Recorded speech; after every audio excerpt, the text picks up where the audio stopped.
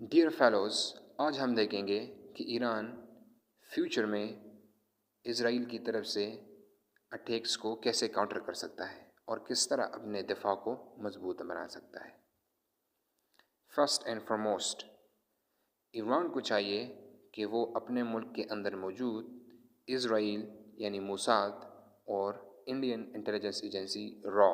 کا بنایا ہوا گٹھ جوڑ توڑ دے، اور جو اسپائنگ نیٹ ورک ان دونوں ایجنسیز نے ایرانین سائل پہ کریٹ کیا ہے، جس کی وجہ سے ایران کی خفیہ معلومات اسرائیل تک پہنچتی ہے اور اس کے نتیجے میں ہائی پروفائل ٹارگٹس اسرائیل اچیو کر لیتا ہے، اس کو توڑنا پڑے گا۔ سیکنڈ، ایران ٹیکنالوجیکل بیکورڈنس کا شکار ہے as compare to Israel. Iran کو اپنے سائبر وارفیئر کے میدان میں امپرومنٹ لانی پڑے گی۔ ایران کو چاہیے کہ وہ پاکستان ایئر فورس کے ان ٹیکٹکس کو یوٹیلائز کریں جو پاکستان ایئر فورس نے انڈین ایئر فورس کے اگینسٹ یوٹیلائز کی اسی سال جب انڈیا اور پاکستان کے درمیان جھڑپ ہوئی 10 مئی 2025 کو۔ تھرڈ اسٹیپ، ایران کو چاہیے کہ ایران اسرائیل پر اٹیک کرتے وقت اسرائیل کے آئرن ڈوم سسٹم کو انگیج کرے، اور اس انگیجمنٹ کے لیے ایران کو ڈرونز کا استعمال کرنا چاہیے۔ جب اسرائیل کا اینٹی میزائل سسٹم ڈرونز میں انگیج ہوگا تو تب ایران کے میزائلس کو اسپیس ملے گی اور وہ اپنے ان ٹارگٹس کو پراپرلی ہٹ کر پائیں گے جو ایران نے ٹارگٹ کرنے ہوتے ہیں۔ ابھی جو ایران ٹارگٹس اچیو نہیں کر پا رہا، اس کی وجہ یہ ہے کہ ایرانین میزائل سسٹم کو ٹریس کر دیا جاتا ہے اور ان کو ہوا میں ہی نیوٹرلائز کر دیا جاتا ہے۔ Fourth step which Iran should act upon in the future is that Iran کو چاہیے کہ وہ اپنے نیوکلیئر ایسٹس کو اور اپنے نیوکلیئر انسٹالیشنس کو افغانستان اور پاکستان کے بارڈرز کے قریب لائے، یا ان ریجن کے قریب لائے جہاں پر ایران کا کوسٹل لائن ہے۔ اس کا فائدہ یہ ہوگا کہ اسرائیل ایزلی ان کو ایکسس نہیں کر پائے گا، اسرائیل کو زیادہ ڈسٹنس ٹریول کرنا پڑے گا، اور ایران اس کیپیبل ہوگا کہ ان جیٹس کو، ان پلینس کو کاؤنٹر کر سکے، ان کو ٹریس کر سکے، ان کو ٹریپ کر سکے، کیونکہ وہ ڈیپلی ایران کے اندر آنا پڑے گا، ان کو پاکستان افغانستان بارڈر تک آنا پڑے گا ان کو، اور ایران کو زیادہ اسپیس مل جائے گا جس کے نتیجے میں ایران ان کو ہٹ کر سکے گا۔ ففتھ اسٹیپ جو ایران کو لینا پڑے گا وہ یہ ہے کہ ایران کو اپنے اینٹی میزائل سسٹم کو اپ گریڈ کرنا ہوگا۔ اگر ایران یہ سسٹم اپ گریڈ نہیں کر پائے گا تو ایران کبھی بھی اپنے آپ کو ان میزائل سے نہیں بچا پائے گا جو فیوچر میں اسرائیل جیسے ہاسٹائل کنٹریز نے ایران کے اوپر فائر کرنے ہیں۔ اس کے لیے ایران چائنا کے ساتھ کولیبریشن کر سکتا ہے، چائنیز اینٹی میزائل سسٹم کو ایکوائر کر سکتا ہے، S-400 جو رشین میڈ ہے اس کو ایکوائر کر سکتا ہے، یا ایران تھرو پاکستان ترکی جیسے کنٹریز کے ساتھ کولیبریشن کر کے اپنا انڈیجنس سسٹم بھی ڈیولپ کر سکتا ہے۔ سکستھ جو کہ ایک امپورٹنٹ اسٹیپ ہوگا آن ایرانز پارٹ، وہ یہ ہے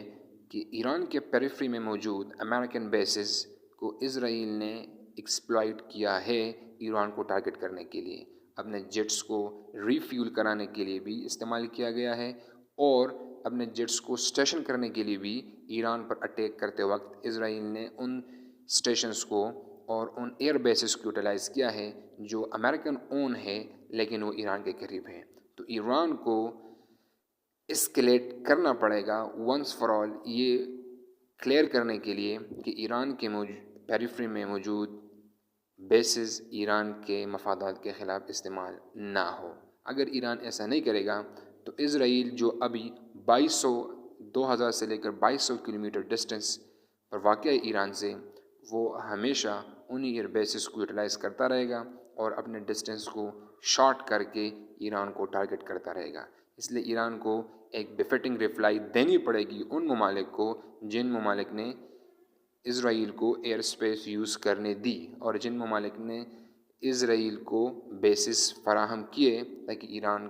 کو ٹارگٹ کیا جا سکے۔ सेवंथ स्टेप जो ईरान ले सकता है और जो एक इम्पॉर्टेंट स्टेप है in the context of this war, वो ये है कि ईरान अपने प्रॉक्सीज को एम्पावर करे अगेंस्ट इसराइल, जैसे कि हमास, हिजबुल्ला और हूतीज़ को हाई प्रोफाइल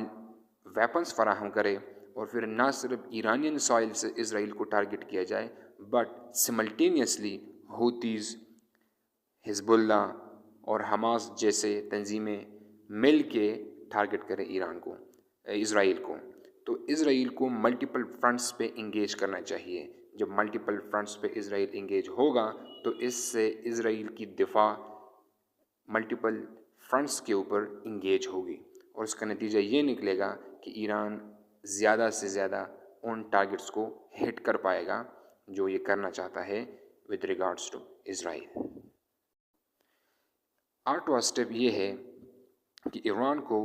रोबस्ट डिप्लोमेसी की ज़रूरत है। ईरान को चाहिए कि वो OIC और SCO जैसे ऑर्गेनाइजेशन के कॉन्फ्रेंसेस बुलाए और वो डिप्लोमेटिक फ्रंट के ऊपर इसराइल को प्रेशराइज़ करे। जब इसराइल के ऊपर प्रेशर आएगा, जब इसराइल के ऊपर कुछ बड़े ममालिक की तरफ से सैंक्शंस आएंगे, तो मुमकिन है कि इसराइल एग्रेशन दिखाना छोड़ दे और ईरान के साथ डायलॉग टेबल पर अच्छे टर्म्स एंड कंडीशन पर, कुछ अच्छे शराइत पर कोई मुआहदा करे।